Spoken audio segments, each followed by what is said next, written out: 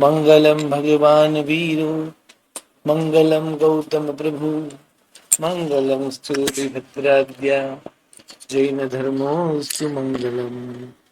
अंगूठे अमृत वसे लब्धिगणा भंडार श्री गुरु गौतम समरिये वांछित फलदाता। परमात्मा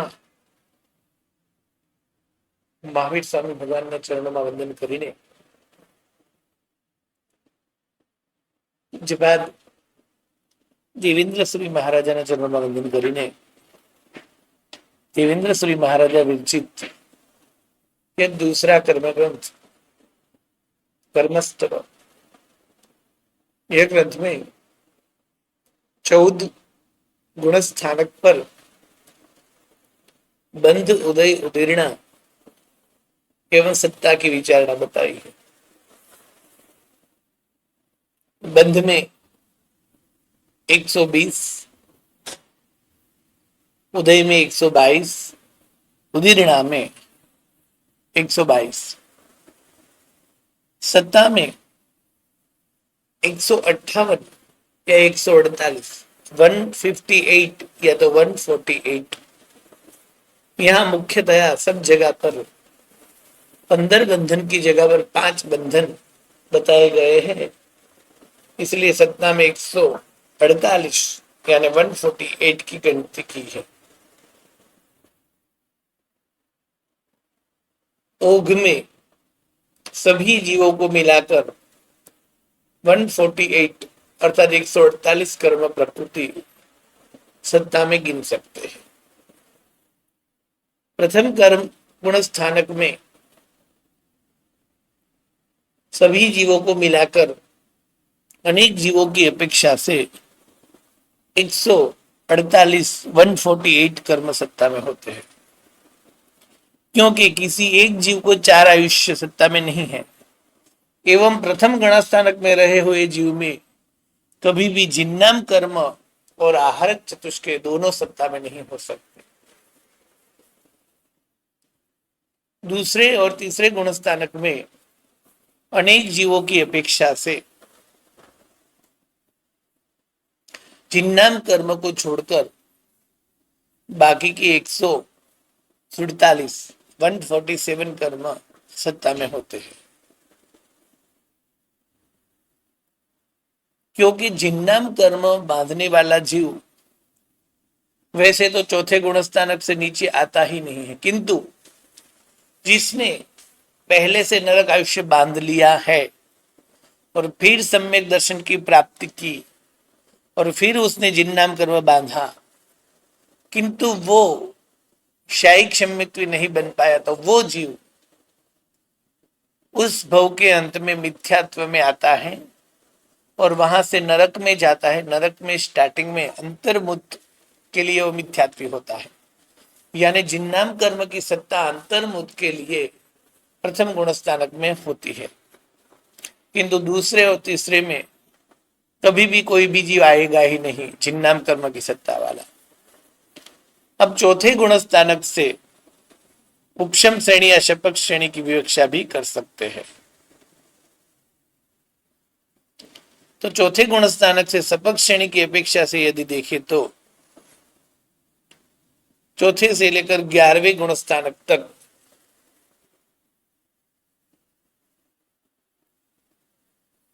एक 148 की सत्ता संभव सत्ता की अपेक्षा से है, ज्यादा से ज्यादा 146 की सत्ता होती है, क्योंकि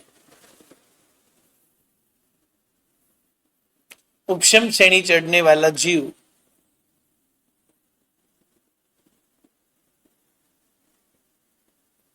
और नरक और तिर्यंच आयुष्य का बंध नहीं करता है, तो 2 आयुष्य निकालकर 146, या तो एक भी आयुष्य बांधा ही नहीं है तो 145, और यदि उपशम श्रेणी चढ़ने वाला है किंतु अभिषय उपशम सम्यक्त्वी है और इसने अनंतानुबंधी की विसंयोजना अर्थात क्षय किया हुआ है, तो अनंतानुबंधी 4 और 2 आयुष्य छोड़कर 142, और आयुष्य बांधा ही नहीं है तो अनंतानुबंधी 4 और 3 आयुष्य छोड़कर 141।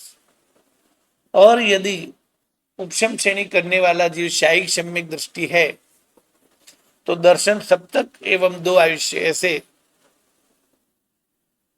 9 प्रकृति निकालकर 139, और आयुष्य बांधा ही नहीं है तो दर्शन सप्तक और 3 आयुष्य निकालकर 138। इस तरह सामान्य से देखें तो चौथे, पांचवें, छठे और सातवें गुण स्थानक में अनेक जीवों की अपेक्षा से 148 की संख्या हो सकती है, जबकि उपशम श्रेणी की अपेक्षा से देखें तो 146, 145, 142, 141, 139 या 138 की संख्या के विकल्प हो सकते हैं।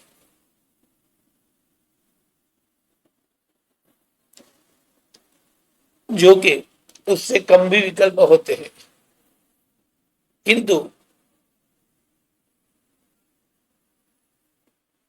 ये यहां मुख्य मुख्य विचारणाएं बताई है। अब शपथ श्रेणी की अपेक्षा से देखें तो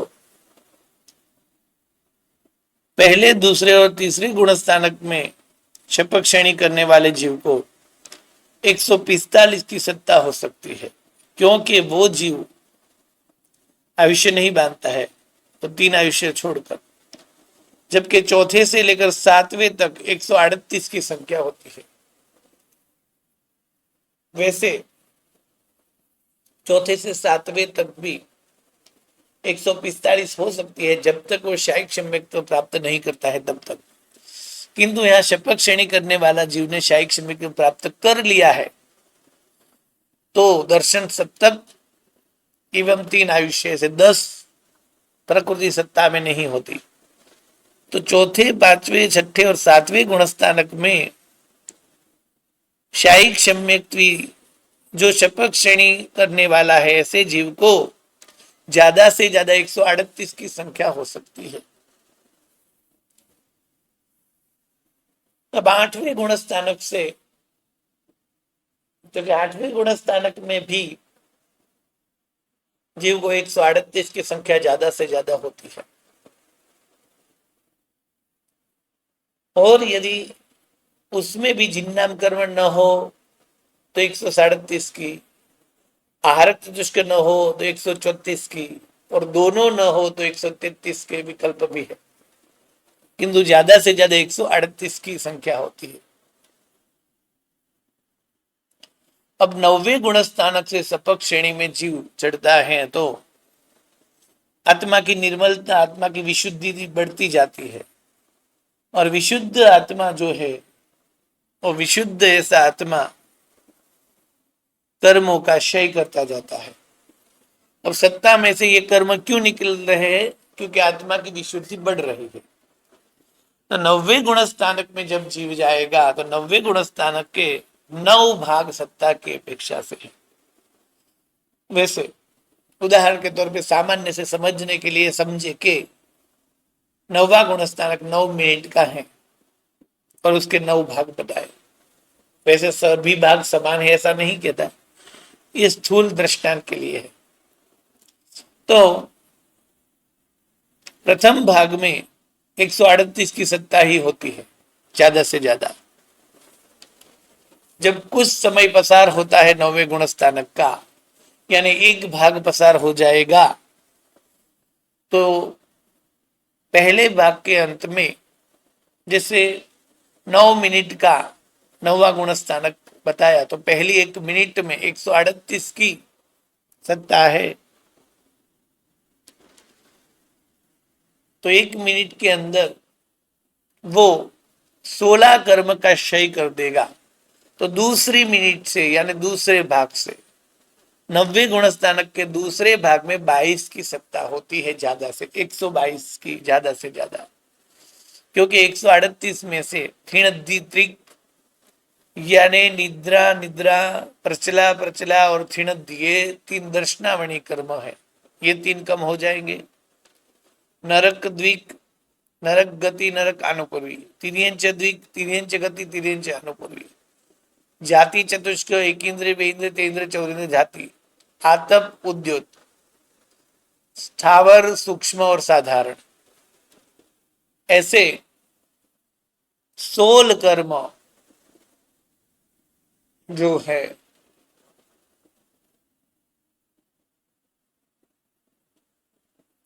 ये 16 कर्म का क्षय हो जाएगा।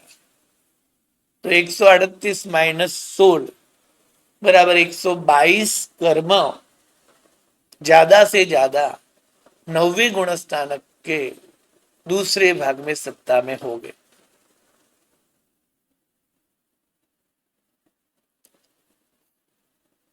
दूसरा भाग पूरा होते होते अर्थात दूसरी मिनट पूरी होते होते विशुद्धि के कारण 8 कर्म का क्षय हो जाएगा, जिसमें अप्रत्याख्यानी चतुष्क अर्थात क्रोध मान माया लोभ, अप्रत्याख्यानीय क्रोध मान माया लोभ एवं प्रत्याख्यानीय क्रोध मान माया लोभ, अप्रत्याख्यानी चतुष्क, प्रत्याख्यानी चतुष्क, ऐसे 8 कर्म का क्षय हो जाएगा। तो 122 माइनस 8 बराबर तीसरे भाग में होगा 114 कर्म, 114, 114 कर्म सत्ता में रहेंगे। तीसरा भाग तीसरी मिनट पूरे होते होते और एक कर्म नपुंसक वेद का क्षय हो जाएगा। तो चौथे भाग में 113 कर्म सत्ता में होंगे। चौथा भाग पूरे होते होते स्त्री वेद का भी क्षय हो जाएगा। तो पांचवें भाग में 112 कर्म सत्ता में रहेंगे। पांचवा भाग पूरे होते होते 112 में से हास्य रति, शोक और रति, भय, जुगुप्सा, ये 6 कर्म सत्ता में से नष्ट हो जाएंगे। तो 106 कर्म छठे भाग में सत्ता में रहेंगे।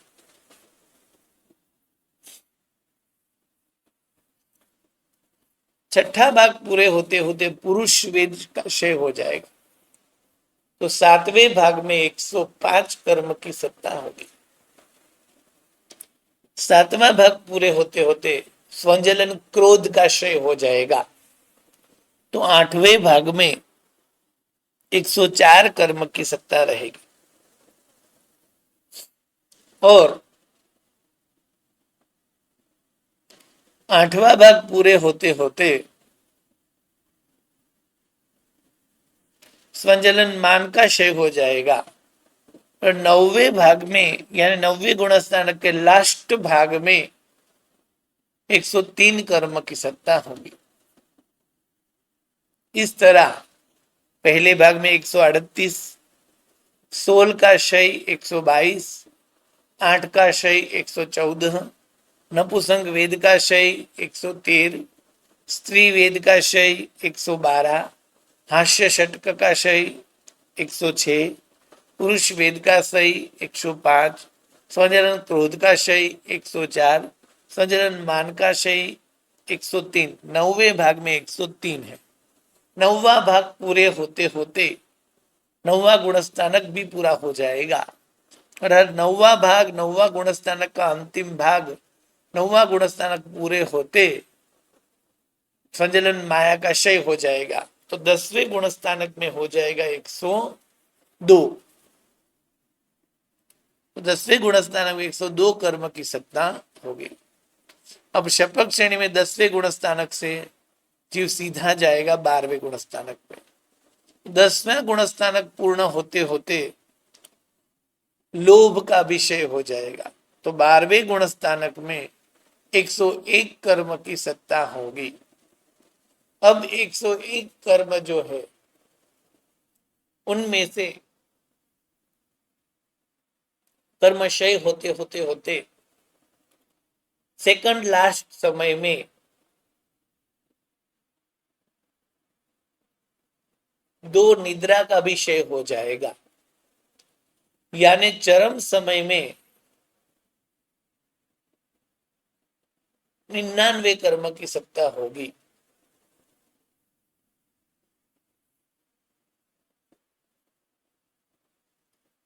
और वही चरम समय में 12वां गुणस्थानक पूरा होते होते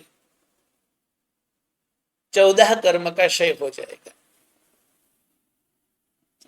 तो 13वें गुणस्थानक में 85 कर्म की सत्ता होगी, क्योंकि 99 कर्म में से ज्ञानावरणीय 5, अंतराय 5 और दर्शनावरणीय 4 इनका क्षय हो जाएगा 12वें के अंत में। तो 13वें गुणस्थानक में 85 कर्म की सत्ता होगी। 14वें गुणस्थानक में भी वही 85 कर्म की सत्ता होगी। अब 14वें गुणस्थानक के द्विचरम समय में 85 प्रकृति में से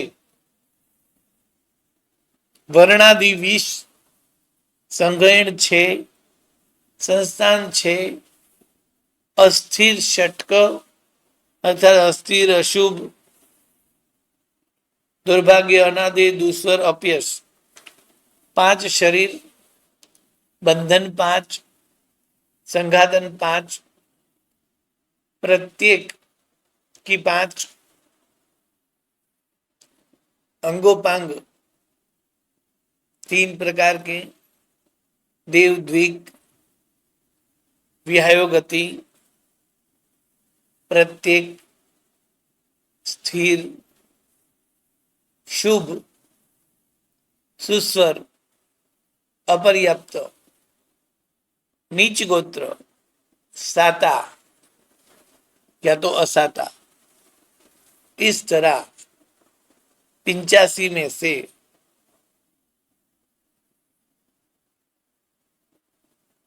कुल 12 प्रकृति को छोड़कर बाकी की सभी प्रकृतियां यानी 73 प्रकृतियां क्षय हो जाएगी।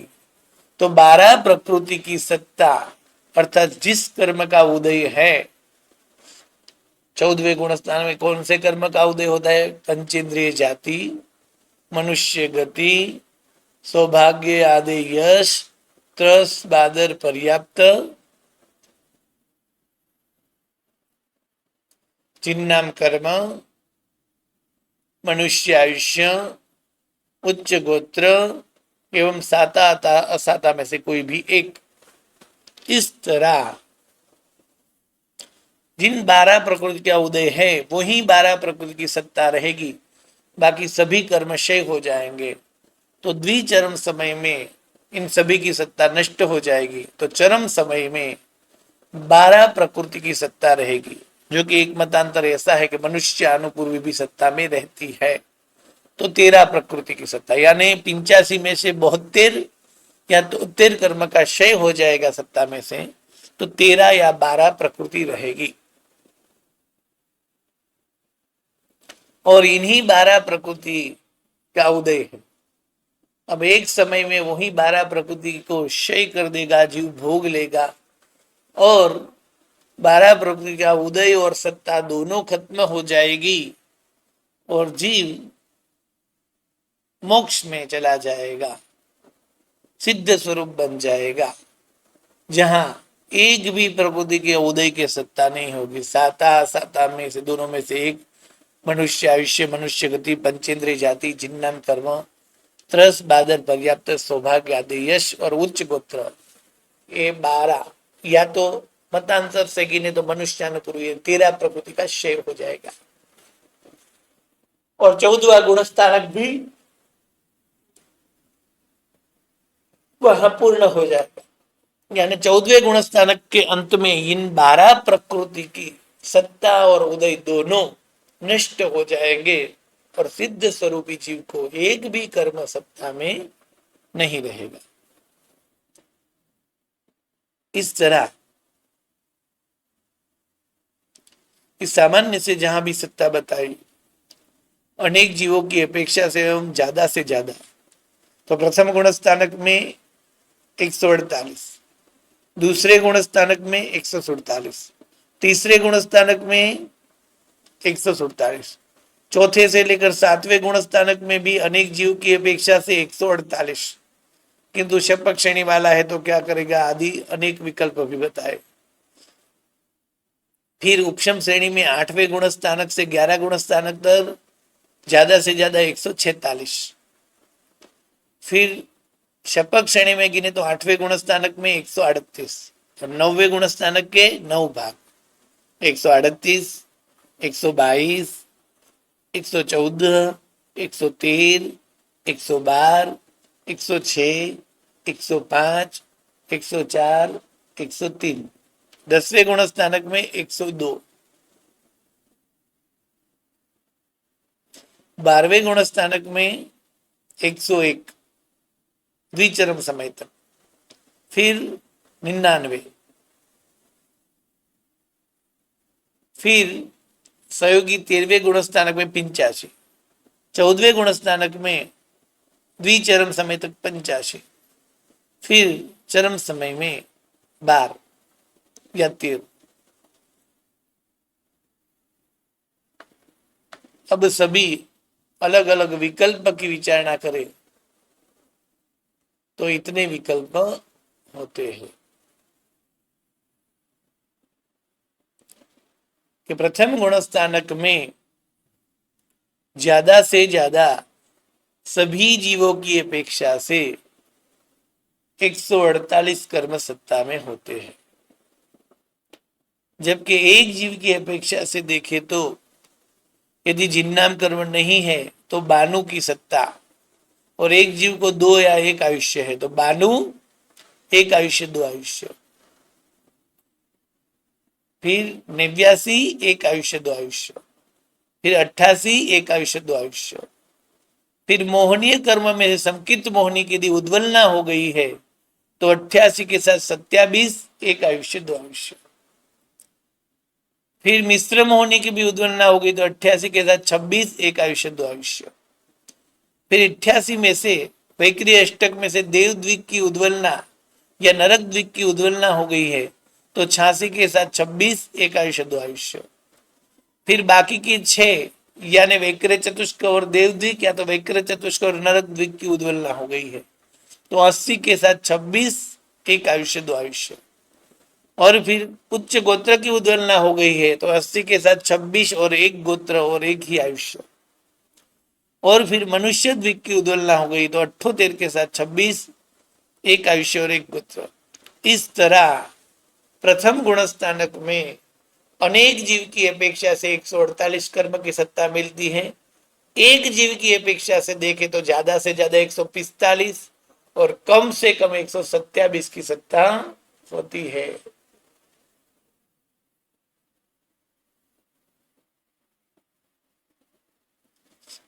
ये सादी मिथ्यात्वी की अपेक्षा से इतने भंग है, जबकि अनादि मिथ्यात्वी के पास ज्यादा से ज्यादा एक जीव के पास 139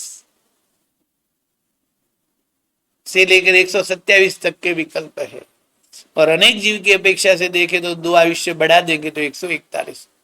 इस तरह 18 विकल्प प्रथम गुणस्थानक में होते हैं। अब दूसरे गुणस्थानक में सामान्य से देखें तो अनेक जीव की अपेक्षा से कितने थे, 147 जिन्नाम कर्म को छोड़कर।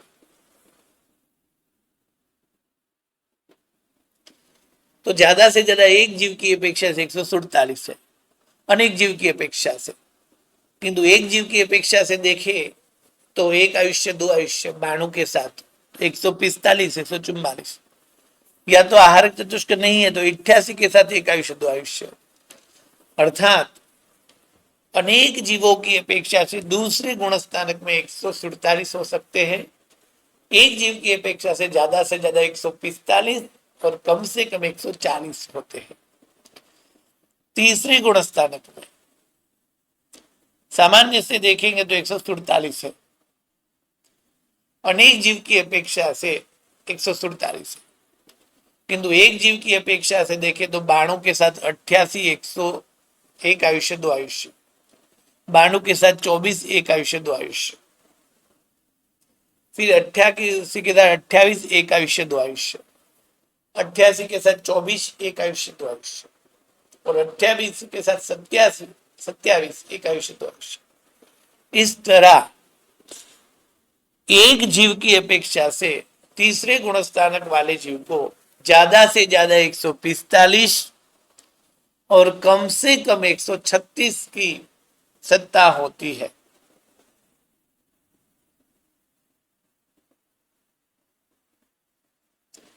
चौथे गुणस्थानक में, तो कि चौथे गुणस्थानक वाले जीव को अनेक प्रकार से बता सकते हैं, किंतु सभी जीवों की अपेक्षा चौथा, पांचवा, छठा और सातवां गुणस्थानक में 148 की संख्या मिल सकती है। अब 148 की संख्या है तो वहां चार प्रकार के सम्यक्त्वी, ऐसी उपशम सम्यक्त्वी है तो अनेक जीव की अपेक्षा से 148, किंतु एक जीव की अपेक्षा से 93, 92, 89, 88 के साथ एक आयुष्य, दो आयुष्य, यानी 8 विकल्प हो गए, जिसमें ज्यादा से ज्यादा 146, कम से कम 140 की सत्ता होती है। अब शयोपशम शायिक सम्यक्त्वी की बात करें तो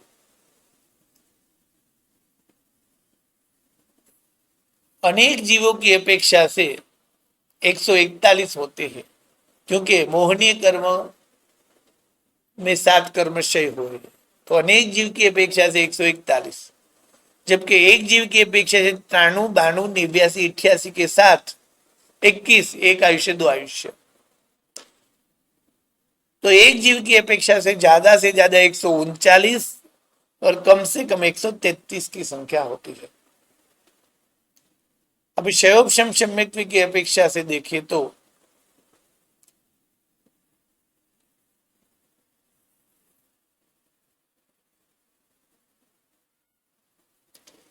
अनेक जीवों की अपेक्षा से 148, फिर 28 मोहनीय कर्म की सत्ता वाला जीव 93, 92, 89, 88, एक आयुष्य, दो आयुष्य, यानी प्रथम 9 विकल्प होते हैं। फिर यदि मोहनीय कर्म में अनंतानुबंधी का विसर्जना या क्षय की है तो 24 के साथ 9 विकल्प होते हैं। फिर मिथ्यात्व मोहनी का यदि क्षय किया है तो 23 के साथ 9 विकल्प होते हैं, और मिश्र मोहनी का क्षय किया है तो 22 के साथ 9 विकल्प होते हैं। इस तरह क्षयोपशम सम्यक्त्व की अपेक्षा से 36 विकल्प होते हैं, जिसमें एक जीव की अपेक्षा से, अनेक जीव की अपेक्षा से 148 होते हैं, किंतु एक जीव की अपेक्षा ज्यादा से ज्यादा 146 और कम से कम 134 होते हैं। किंतु 4 से लेकर 7 गुणस्थानक की यदि बात करें तो ज्यादा से ज्यादा 148 हो गए और कम से कम 133 जो शायिक सम्यक्त्वी को है।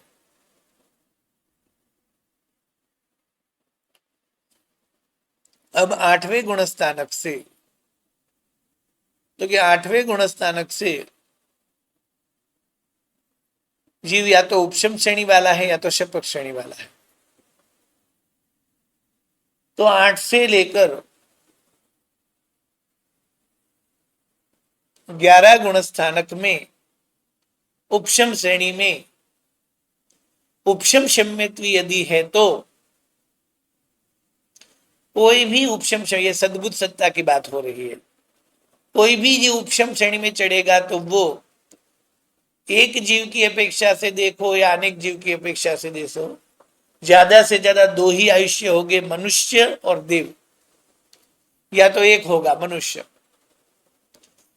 तो अनेक जीव की अपेक्षा से देखो या एक जीव की अपेक्षा से ज्यादा 146 हो गए, 93, 92, 89, 88, एक आयुष्य, दो आयुष्य, यानी 4 विकल्प के 2, 2, 8 विकल्प हो गए, जिसमें मोहनी के 28 है। अब वही मोहनी की 24 हो जाएगी तो दूसरे 8 विकल्प हो जाएंगे, तो कुल 16 विकल्प हो गए। तो यहां अनेक जीव की अपेक्षा से भी ज्यादा से ज्यादा 146 ही है, किंतु एक जीव की अपेक्षा से देखे तो ज्यादा से ज्यादा 146 और कम से कम 136 होते हैं उपशम श्रेणी में उपशम सम्यक्त्वी को।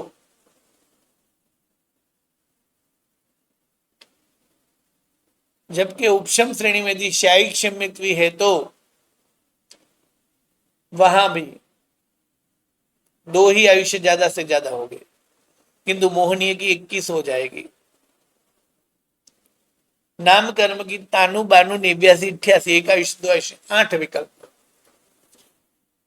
यानी शायिक सम्यक्त्वी की बात करें उपशम श्रेणी में तो 8 9 10 11वें गुण स्थानक में अनेक जीवों की अपेक्षा से 139 और एक जीव की अपेक्षा से ज्यादा 139, कम से कम 133।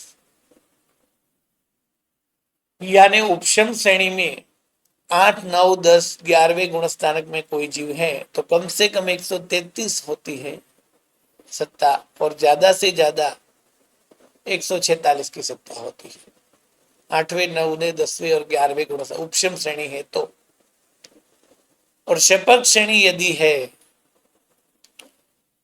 तो 8वें गुण स्थानक में ज्यादा से ज्यादा 138 की सत्ता होती है, क्योंकि शपथ श्रेणी चढ़ने वाला जीव शायिक सम्यक्त्वी है और 8वें गुण स्थानक में पहुंचने से पहले ही उसने चौथे 5वें 6ठे या 7वें गुण स्थानक में शायिक सम्यक्त्वी की प्राप्ति कर ली है तो ही वो 8वें गुण स्थानक में जाएगा। तो अब 8वें गुण स्थानक में वो जीव आया है तो वहां सामान्य से देखे तो 8वें गुण स्थानक में कितना बताया था 138, तो वो ज्यादा से ज्यादा था। किंतु यदि उसके विकल्प देखे तो नाम कर्म में 4 विकल्प होते हैं 93 92 89 88। यानी शपथ श्रेणी में 8वें गुण स्थानक में जो सामान्य से दिखाया था पहले वो फिर से देख लेते हैं।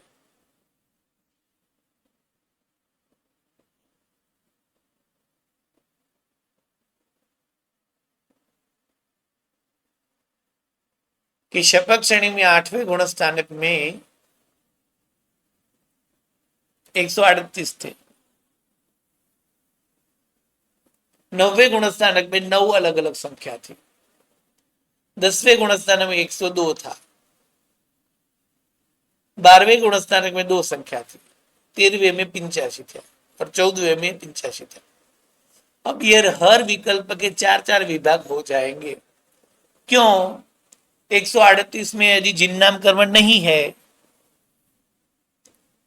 जिन्नाम कर्म है किंतु आहारक चतुष्क नहीं है, दोनों नहीं है, तो ज्यादा से ज्यादा 138 था और 9वें गुण स्थान के 9 भाग थे, उन हर भाग के 4 विकल्प हो जाएंगे तो 36 विकल्प हो जाएंगे। तो यही 36 विकल्प यह बताए। सामान्य से जो याद है उसमें से एक बार जिन्नाम कर्म निकालना है, एक बार आहारक चतुष्क निकालना है और एक बार दोनों निकालने हैं।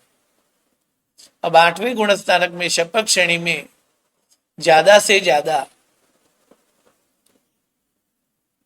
138 है, क्योंकि ज्ञानावरणीय 5, दर्शनावरणीय 9, वेदनीय 2, अंतराय 5, गोत्र 2, आयुष्य सिर्फ मनुष्य आयुष्य 1 ही, मोहनीय कर्म की 21, दर्शन जब तक का क्षय हो चुका है, नाम कर्म की ज्यादा से ज्यादा 93 यानी सब प्रकृतियां है, तो हो गई 138। अब किसी के पास जिन नाम कर्म नहीं है तो नाम कर्म की ताणु की जगह हो गई 92 यानी 137।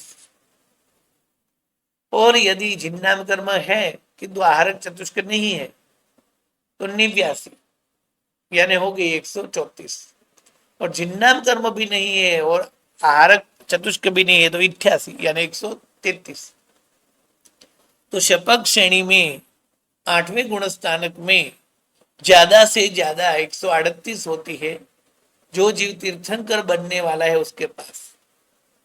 सामान्य मनुष्य के पास ज्यादा से ज्यादा 137 होती है, तीर्थंकर बनने वाले जीव के पास कम से कम 134 होती है और सामान्य जीव के पास कम से कम 133 होती है। तो 8वें गुण स्थानक में शपथ श्रेणी में जीव के पास ज्यादा से ज्यादा 138, कम से कम 133 की सत्ता होती है। और 9वें गुण स्थानक के जो 9 भाग थे उनके सभी के 4 भाग हो जाएंगे, यानी 36 विकल्प बताएंगे। 90वें गुण स्थानक के पहले भाग में 8वें गुण स्थानक की तरह ही है, ज्यादा से ज्यादा 138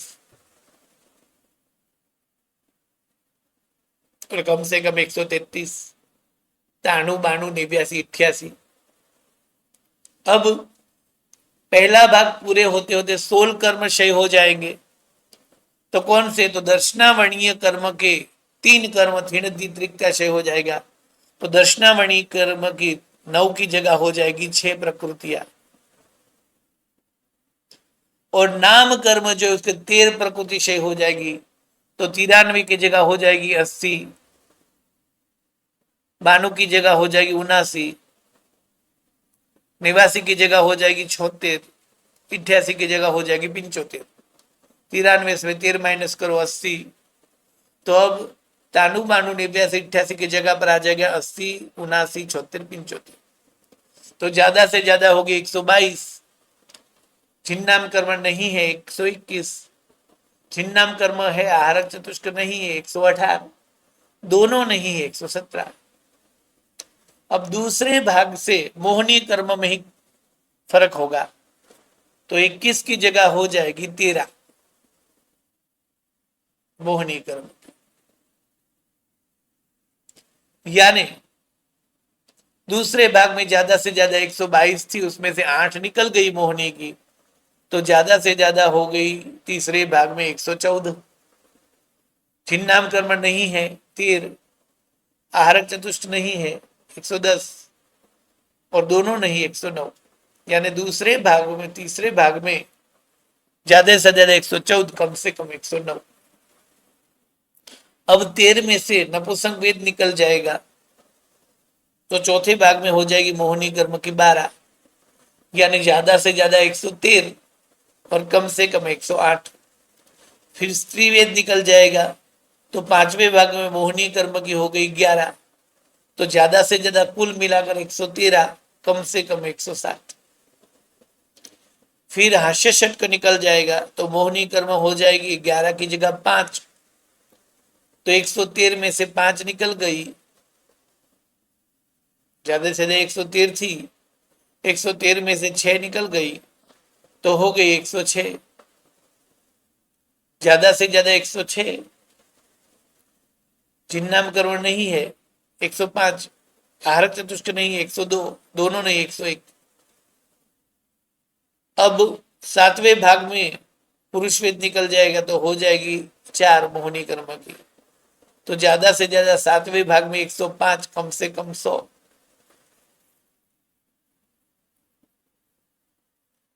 फिर आठवें भाग में क्रोध निकल जाएगा, तो आठवें भाग में ज्यादा से ज्यादा हो जाएगी 104, कम से कम 99। फिर नौवें भाग में मान निकल जाएगा, तो ज्यादा से ज्यादा हो जाएगी मोहनी की 2, और कुल मिलाकर 103।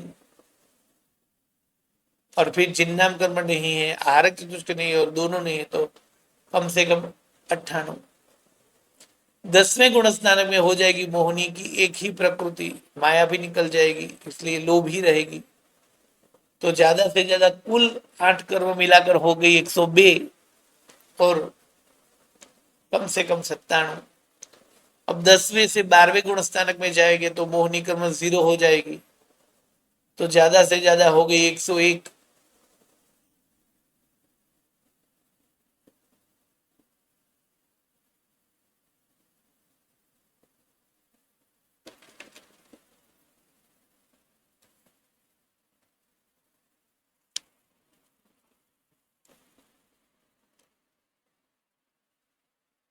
तो 12वें गुण स्थानक के द्विचरम समय तक 101, जिन्नाम कर्म नहीं है तो 100, आहारक चतुष्क नहीं तो 97, दोनों नहीं तो 96, यानी ज्यादा से ज्यादा 101 और कम से कम 96। द्विचरम समय में 2 कर्म क्षय हो जाएंगे दर्शनावरणी कर्म में से, तो 6 की जगह हो गए 4, तो ज्यादा से ज्यादा 99 और कम से कम 94। 13वें गुण स्थानक में हो जाएगी ज्ञानावरणी कर्म 0, दर्शनावरणी कर्म 0, अंतराय कर्म 0 और मोहनीय 0 हो गई थी। इसलिए 13वें गुणस्थानक में हो जाएगा 4 ही कर्म, और 4 कर्म की ही अब सत्ता रहेगी।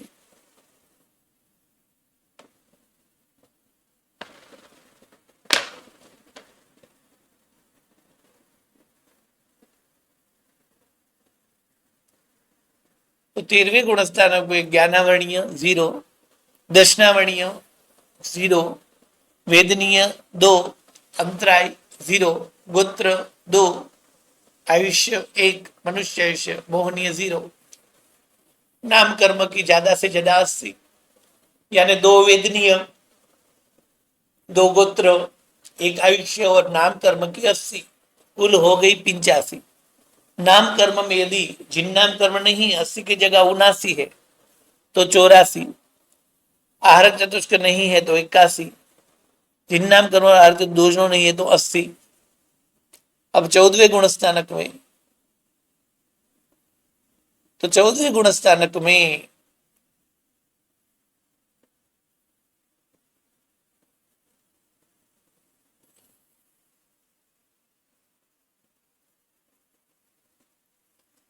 स्टार्टिंग से लेकर द्विचरम समय तक 13वें गुणस्थानक की तरह ही होगा। अब द्विचरम समय में नाम कर्म में से 73 प्रकृति निकल जाएगी, अरे एक नाम कर्म में से 80 में से 71 प्रकृति निकल जाएगी, कुल वहां 85 है। तो 85 जो है उसमें वेदनीय में से 1 निकल जाएगी, 2 में से 1 हो जाएगी, गोत्र में से निज गोत्र निकल जाएगा, यहां भी 1 हो जाएगी, 2, ये 2 कम हो गई, और नाम कर्म में जो 80 है उनमें से 71 निकल जाएगी, यानी यहां 9 हो जाएगी, ज्यादा से ज्यादा।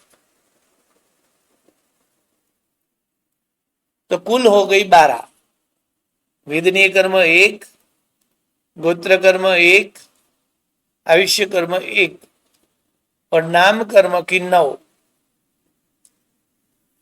अब 9 में जिन नाम कर्म है आहरक चतुष्ट निकल गया है, इसलिए अब 4 विकल्प नहीं होंगे, तो इस 9 होगी तो ज्यादा से ज्यादा 12 होगी और तीर्थंकर को होगी। किंतु यदि सामान्य जीव है तो उसके पास जिन नाम कर्म नहीं है तो 11 होगी, 12 या 11, ये 2 विकल्प हो गए 14वें के चरम समय में। इस तरह विकल्प सहित सत्ता की विचारणा की। अब हर एक प्रकृति की सत्ता जो है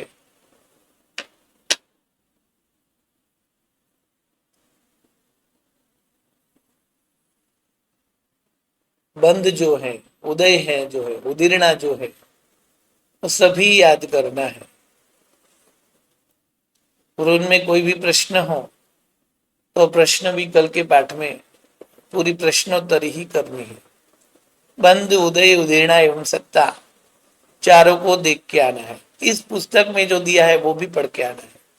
वहां 14 गुणस्थानक के जो स्वरूप है उनको छोड़कर जो भी प्रश्न हो, प्रश्न कुछ नहीं, किंतु सभी प्रकृति का बंध, उदय, उदीर्णा एवं सत्ता की विचारणा करनी है। जैसे ज्ञानावरणी कर्म, पहले मूल कर्म की बात करें तो ज्ञानावरणी कर्म का बंध 10वें तक, उदय 12वें तक, उदीर्णा 12वें तक, सत्ता 12वें तक। उस तरह मूल कर्म की फिर एक एक कर्म की, यानी ज्ञानावरणी 5 है तो 5 ज्ञानावरणीय, 5 अंतराय और 4 दर्शनावरणीय, 14 प्रकृति एक साथ में ही है। तो उस 14 ज्ञानावरणीय 5, अंतराय 5 और दर्शनावरणीय 4, ये 14 कर्म का बंध 1 से 10 तक है, उदय 1 से 12 तक है, उदीर्णा 1 से 12 तक, किंतु यहाँ उदीर्णा में ये लेना है कि अंतिम आवलिका में नहीं, यानी 12वें गुणस्थान के अंतिम आवलिका नहीं। एक आवलिका माइनस करनी है। अब सत्ता की बात करें तो शपक की अपेक्षा से तो वो भी 112 ही है, ज्ञानावणी में कोई फर्क नहीं है। उपशम की अपेक्षा से 111 तक, 4 से 11 तक, क्योंकि 11 गुणस्थान सामान्य की अपेक्षा 112, 112, मतलब ये सत्ता दिखाई। सत्ता में 3 भेद बताए, शपक श्रेणी, उपशम श्रेणी और नॉर्मल से, तो एक से लेकर 12 तक। अब त्रिक, ये तीनों का बंद उदय और सत्ता साथ में ही जाता है, तो उसका बंद 2 तक, पहले और दूसरे गुणस्थानक, उदय 1 से 6 तक, उदीर्णा 1 से 6 तक। जबकि सत्ता की बात करें तो उपशम में 11 गुणस्थानक तक, क्योंकि उपशम श्रेणी वाला इतना क्षय नहीं करता है। सामान्य से देखे यानी सभी मिलाकर तो 1 से 11 तक, और शपक की अपेक्षा से देखे तो 9वें के पहले भाग तक, यानी 11 गुणस्थानक तक उसकी सत्ता है, किंतु उपशम श्रेणी की अपेक्षा, शपक श्रेणी की अपेक्षा 9वें के पहले भाग तक ही होती है। उस तरह निद्रा द्विक की, उस तरह मिथ्यात्व मोहनी की, ये चार्ट भी आज भेज देंगे। सभी कर्मों के बंद उदय उदीर्णा एवं सत्ता, सत्ता में एक सामान्य से कोई भी विवेक्षा के बिना, और एक उपशम श्रेणी की अपेक्षा से, और एक शपथ श्रेणी की अपेक्षा से दिया है। ये सब आपको देखना है। उसमें जो भी कोई प्रश्न हो वो कल का पाठ प्रश्नोत्तरी के लिए है। खास करके उसमें बंद और उदय सभी को पक्का कर लेना है, क्योंकि तीसरे कर्मग्रंथ में दूसरे कर्मग्रंथ का बंद और उदय ये दोनों यदि आता हो तो ही तीसरा कर्मग्रंथ सरल और समझ में आता है। तो ये 4 चैप्टर हैं, थोड़े कठिन हैं, किंतु 1 बार 2 बार 3 4 बार पढ़ेंगे तो हो जाएगा। 14 गुण स्थानक का स्वरूप बाकी है, किंतु 14 गुण स्थानक में बंद उदय उदीर्णा एवं सत्ता, 4 चैप्टर यह पूर्ण होते हैं। चारों चैप्टर करने हैं, विस्तृत से करने हैं। वैसे एग्जाम में भले ही सत्ता में इतना ही करना है, ये 2 ही पेज, किंतु विकल्प वो आगे के ग्रंथ के लिए भी उपयोगी इसलिए कर रहे हैं। दूसरे ग्रंथ में तो, दूसरे कर्मग्रंथ में सामान्य से जो ज्यादा से ज्यादा है वही संख्या की विचारणा आती है और मुख्य मुख्य विचारणा आती है, किंतु जितने भी विकल्प कराए उनको भी ध्यान में रखना है। प्रणाम। नमो नमः।